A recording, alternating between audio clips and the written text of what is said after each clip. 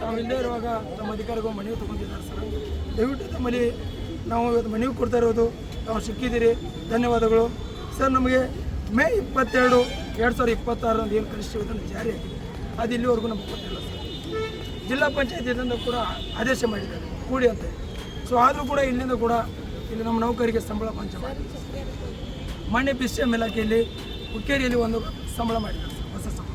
ಆದರೆ ನಾವು ಬೆಳಗಾವಿ ಜಿಲ್ಲೆಯಲ್ಲಿ ಸಮಾಜ ಕಲ್ಯಾಣ ಇಲಾಖೆ, ಅಲ್ಪಸಂಖ್ಯಾತರ ಕಲ್ಯಾಣ ಇಲಾಖೆ, ಹಿಂದುಳಿದ ವರ್ಗ ಕಲ್ಯಾಣ ಇಲಾಖೆ ಮತ್ತು ಕರ್ನಾಟಕ ವಸತಿ ಶಿಕ್ಷಣ ಸಂಸ್ಥೆಗಳ ಸಂಘದ ಅಡಿಯಲ್ಲಿ ಬರುವಂಥ ಹಾಸ್ಟೆಲ್ ಮತ್ತು ವಸತಿ ಶಾಲಾ ವೃತ್ತಿಯನ್ನು ನಾವು ಬಳಸ್ತೀವಿ.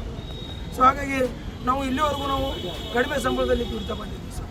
ಇವತ್ತಾದರೂ ಕೂಡ ನಾವು 13,000 14,000 ಮಾತ್ರ ಸಂಬಳ. ಆಮೇಲೆ ಪೇಮೆಂಟ್ ಲೇಟ್ ಆಗೋದ್ರಿಂದ ನಮ್ಗೆ ಏನ್ ಸಮಸ್ಯೆ ಆಗತ್ತೈತೆ ಅಂದ್ರೆ ಸರ್, ನಮ್ಮ ಮನ್ಯಾಗ ಸಣ್ಣ ಸಣ್ಣ ಮಕ್ಕಳ ಸ್ಕೂಲಿಗೆ ಹೋಗ್ತಾರೆ. ಆಮೇಲೆ ರೀ ಮನೆ ಬಾಡಿಗೆ ಕಟ್ಕೊಂಡಿದ್ದೀರಿ ಸರ್. ನಾವ್ರಿ ಬಾಡಿಗೆ ಕಟ್ಕೊಂಡ್ರೆ ರೀ ಓನರ್ಗಳು ತಿಂಗಳ ಇಷ್ಟಂತ ದಿವಸ ಆಯ್ತಂದ್ರೆ ಡೇಟ್ ಕಂದ್ರೆ ಬಂದ್ಬಿಡ್ತಾರೆ.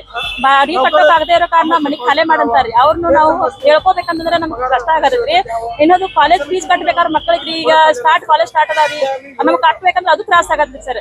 ಹಿಂಗಾಗಿ ನಮ್ ಪೇಮೆಂಟ್ ಜಾಸ್ತಿ ಆಗ್ಬೇಕ್ರಿ ಸರ್. ನಮ್ಗೆ ಇಷ್ಟ ಪೇಮೆಂಟ್ ಒಳಗೆ ನಮ್ಗೆ ಆಗ್ತಿಲ್ರಿ, ಪೇಮೆಂಟ್ ಜಾಸ್ತಿ ಆಗ್ಬೇಕ್ರಿ. ಕ್ಲಿಯರ್ ತಿಂಗಳ ನಮ್ಗೆ ಪೇಮೆಂಟ್ ಕರೆಕ್ಟ್ ಆಗಿ ಆಗ್ಬೇಕ್ರಿ ಸರ್.